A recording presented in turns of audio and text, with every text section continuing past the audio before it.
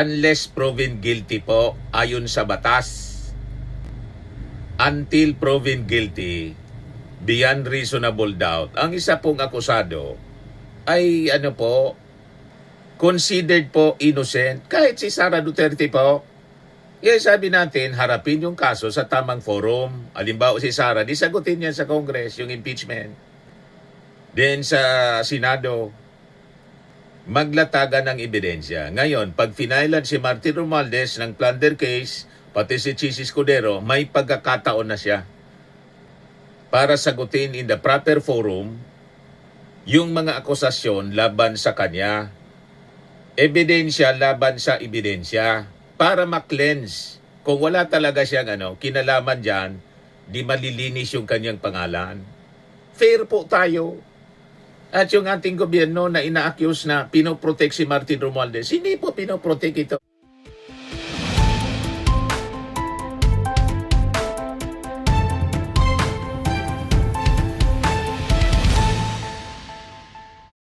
Hello po mga kababayan, si Dante Maravillas.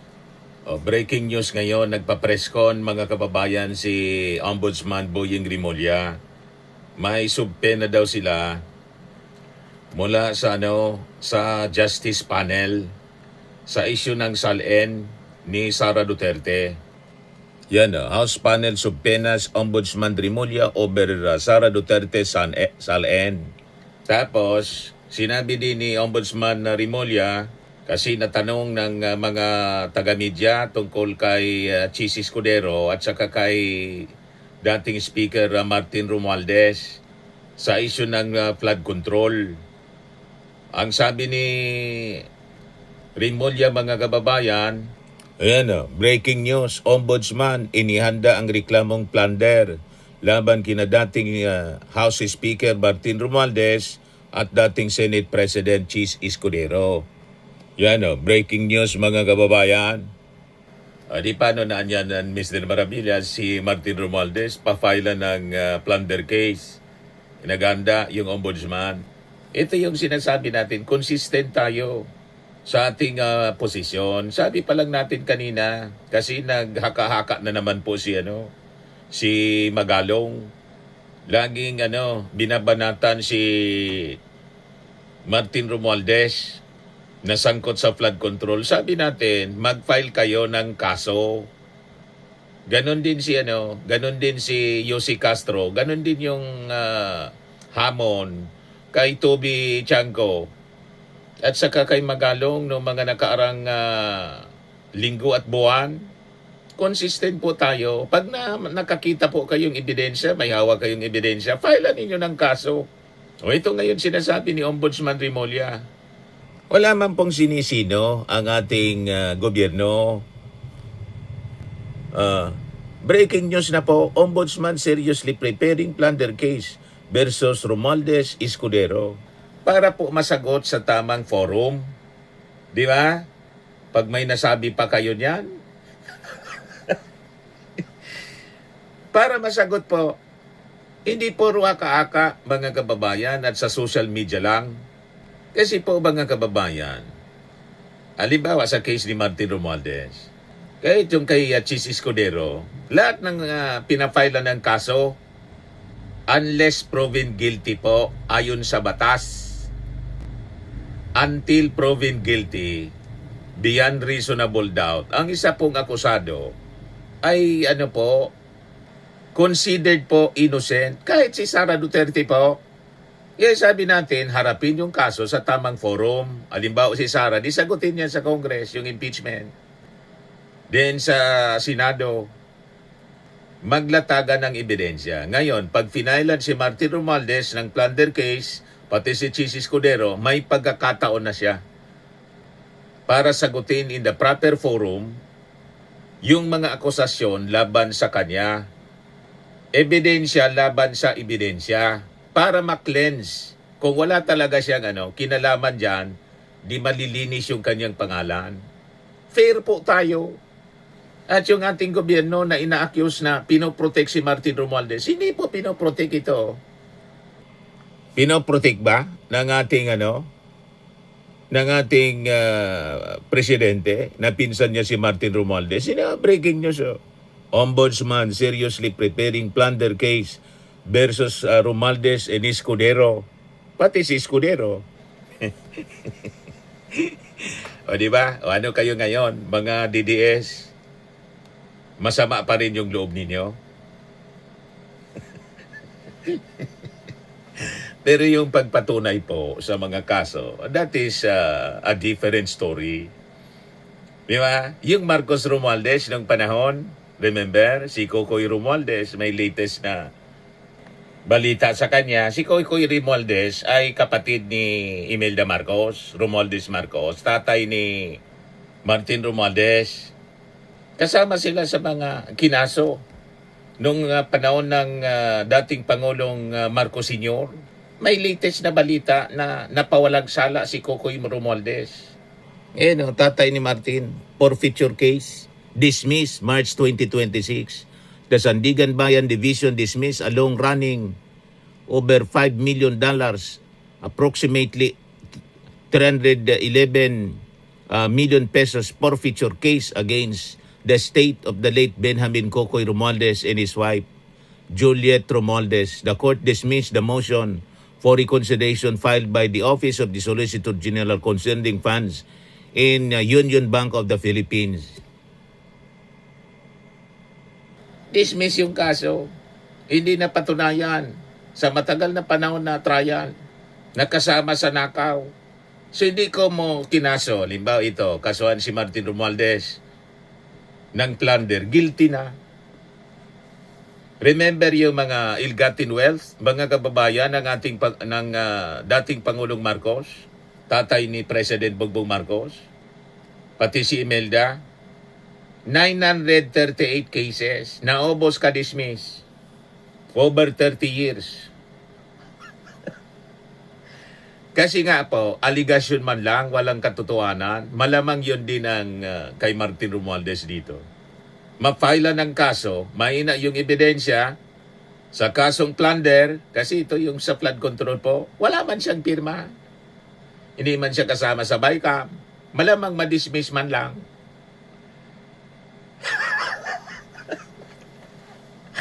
Hindi ko mo kinasuhan ng plunder po, guilty na. Iba yung pag-file ng kaso, iba yung pagpatunay kung talagang nagnakaw yung tao. Di ba po, mga kababayan? Kaya consistent tayo. Kung may ebidensya, file na ninyo. File na. Si Magalong, sige ang daldal. Filean mo na. Ikaw na yung magtistigo. Ikaw na. Si Toby Chango, ay, lagi niyang binabanggit yung pangalan ni Martin para masagot niya sa proper forum, ma-cross-examine yung mga witnesses ninyo, hindi puro social media.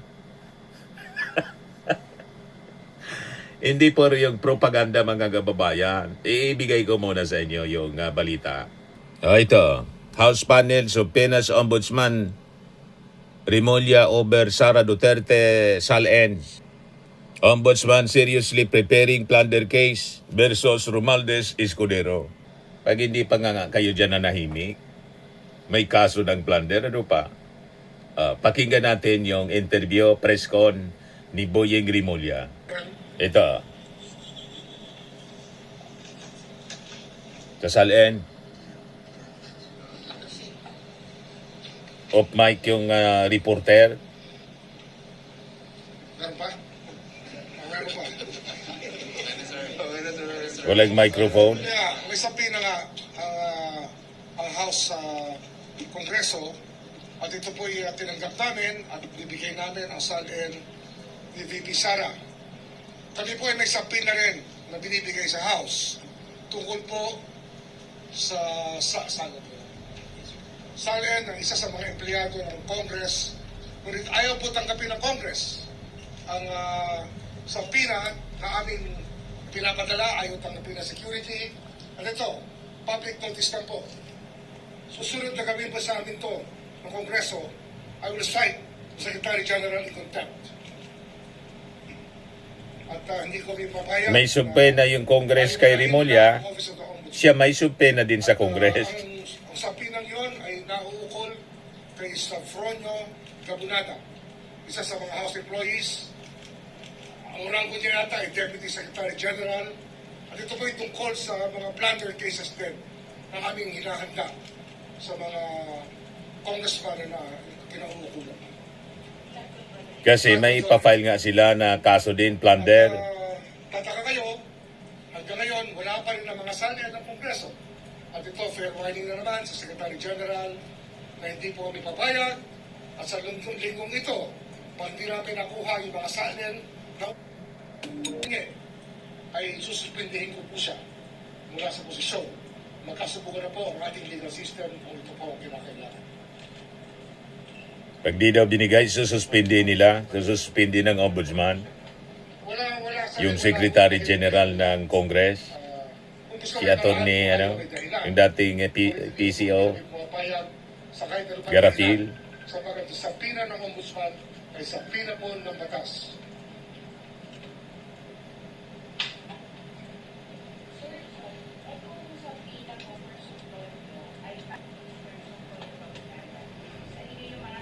Kaya mismo, siya po yung aming iniimbestigahan din dito sa Office of the Ombudsman. So, sir, itong nireklamo niyo po na parang concerning soft audio ba ginagawa? Yes, hindi, pero ang Secretary General kasi matagal nang may iwas na ibigay sa amin ang nire-request namin mga salin. At ito po ay nagkakaroon tayo ng medyo problema sapagkat ito po yung tungkulin nila sumunod sa kautusan ng Ombudsman. Tungkulin po nila yan. Kaya ngayon, ang sasabihin ko na sa publiko, lahat po ng congressman, hinihingi po namin ang salin ng 10 taon at kung gaano katagal man sila 10 years. Kongreso. At lahat po ng Secretary General at nakaraan mula sa 10 taon na hanggang sa mga Deputy Secretary Generals, hinihingi rin po namin ang kanilang mga salin. Bibigyan pa namin sa pina sila bukas at sana huwag silang magkakamaling kuminte sapagkat hindi po kami papayag na hindi sila mag-comply sa aming kautusan. At nag-usap pa kami ng Secretary General isang linggo, 2 linggo na nakararaan. Ay kami nagtataka kung bakit hindi sila nag-comply sa aming pinag-usapan. Tungkulin namin, mag-comply kami. Ang hinihingi namin sa kanila, yung kanilang tungkulin sa taong bayan na bigyan sa amin ng impormasyon ay kanilang ibigay. Sir, yung sa pila po kasi is asking if Hindi kayo pwede mag-file a civil forfeiture cases. They're gonna frustrate the ends of justice. I'm warning Secretary General, do not do this again. We will cite you for contempt and we will suspend you, if not remove you from office. Seryoso, seremonya. I'm asking your opinion as a lawyer. Given na meron na po civil forfeiture cases na pending against the Young Brothers, does this make them... Yung kay Martin Romualdez na yan, tinatanong. No, it doesn't follow. Doesn't follow. Doesn't follow. Or any criminal cases. We have to look at the circumstances by which we qualify a crime to be plunder.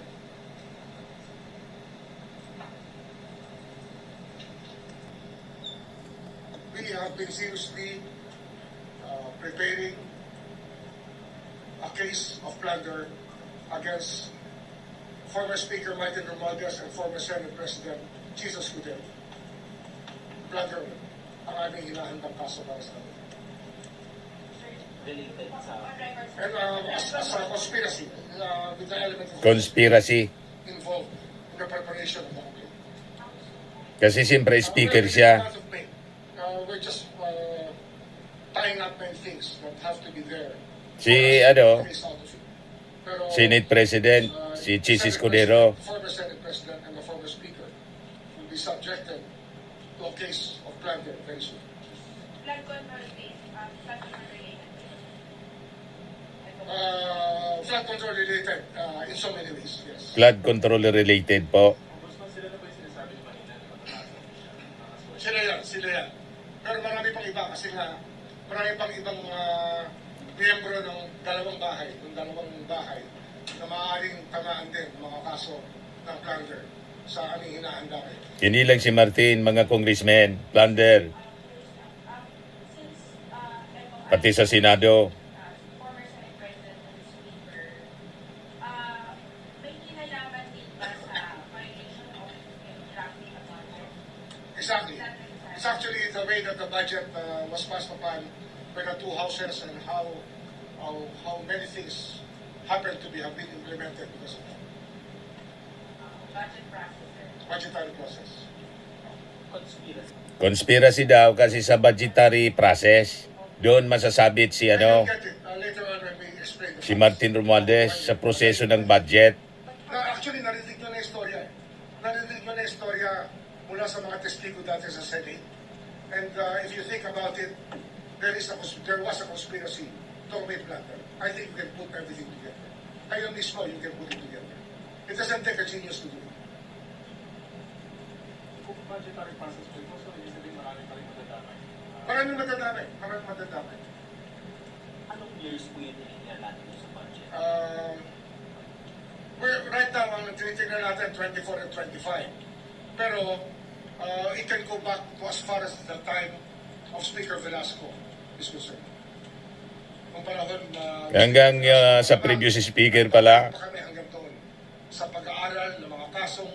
dapat, panahon ni 10 years, panahon ni Digong, Speaker Velasco, damay-damay na po. ganitong babae na plunder niya. Paglilimas ng ating kabanambayan. So, sir, ano to? Pwede rin. Di ba? Walang sinasanto po ang Marcos administration.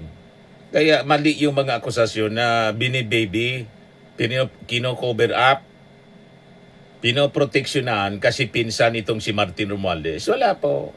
I-file yung kaso kung may makitang ebidensya. And seriously, they're considering filing a plunder case laban kay Martin Romualdez, pati si Chis Escudero. Yan lang, mga kababayan, malamang mapawalang sala man lang si Martin Romualdez. Bakit niya, Mr. Maravillas? Wala mang pirma si Martin doon sa BICAM, hindi man kasali. Si Chis may pirma doon, mga kababayan. Pero si Martin, wala. Ngayon ang ebidensya. Oh. Ito yung BICAM. Mga kababayan, mga BICAM members, dapat traditionally, hindi man dapat mga kababayan kasama ang speaker talaga. Pagkatapos ang Senate President. Kaya lang, sumama dito, in-insert ni Chis Escudero yung sarili niya. Yan, oh. Congress o conferees on the part of the Senate.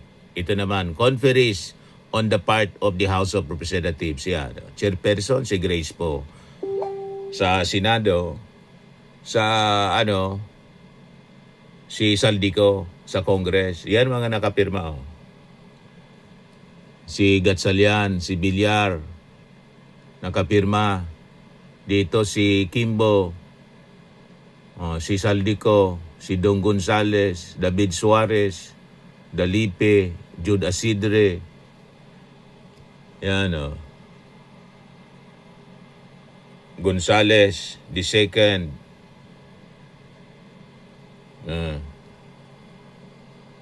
Si Risa, hindi man pumirma. Senator si Tol Tolentino, si Jingo Estrada sa Senado, o tapos si Chis Escudero. Yan o. Dito, on the part of the Congress, sa House, sino pa ito? Si Jobot Aquino II. Ito sino to? Si Jill Bungalon, taga rito sa amin Bicolano, ako Bicol Party List. Si Romeo Acop, yung namatay. Leandro Jesus Madrona. Tapos yung minority leader, si Libanan. Wala ka dyan makita ang Martin Romualdez kasi hindi man siya member. Si Chis Escudero, in-insert niya yung sarili niya na dapat hindi man siya kasama dyan traditionally. Ang Senate President hindi dapat kasama, tapos ang Speaker. Ay, hindi nangialam dyan si ano. Hindi na nga nangialam si Martin Romualdez. Kaya malamang, kung halimbawa file ng plunder case, wala mang substantial evidence na makikita.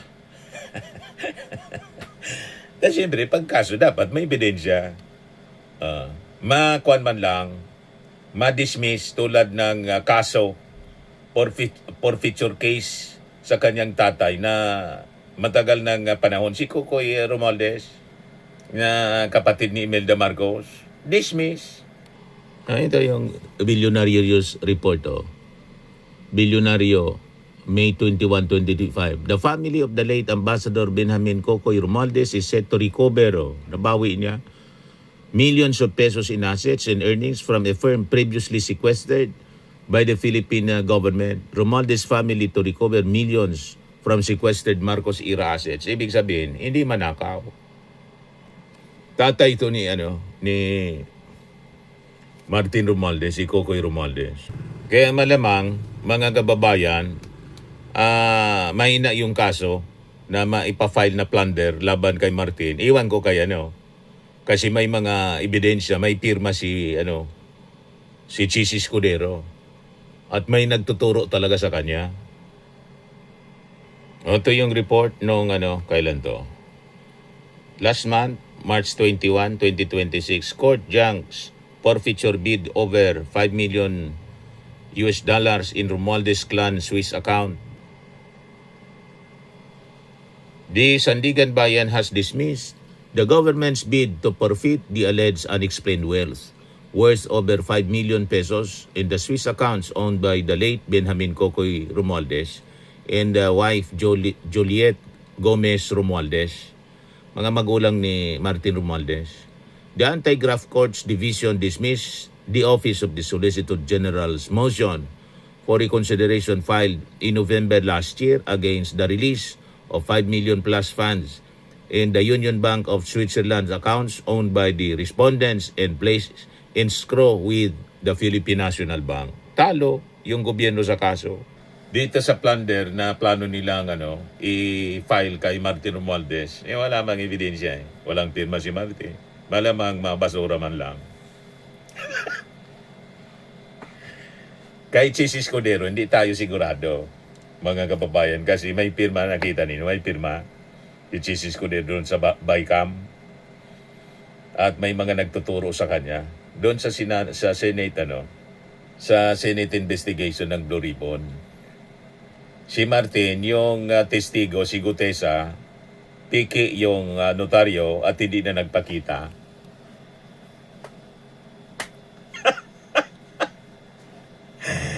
Hindi na nagpakita si Gutesa. Ibig sabihin, planted na witness ni Marcoleta.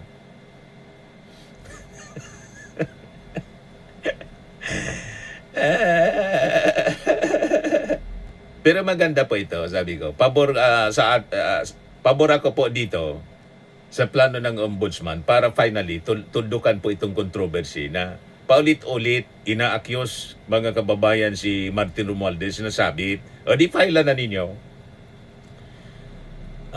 Nagnakaw sa flood control. File na ninyo para masagot sa tamang forum. Okay po? At kung mapatunayan, di panagutan yan, ipakulong ninyo si Martin Romualdez. Di ba? Ganon lang yan po, mga kababayan. Consistent tayo sa ating mga komentary dito. Huwag dapat na puro propaganda lang. Ayan man lang po, mga kababayan. Ako po si Dante Maravillas. Breaking news yan ngayon Bye-bye. God bless.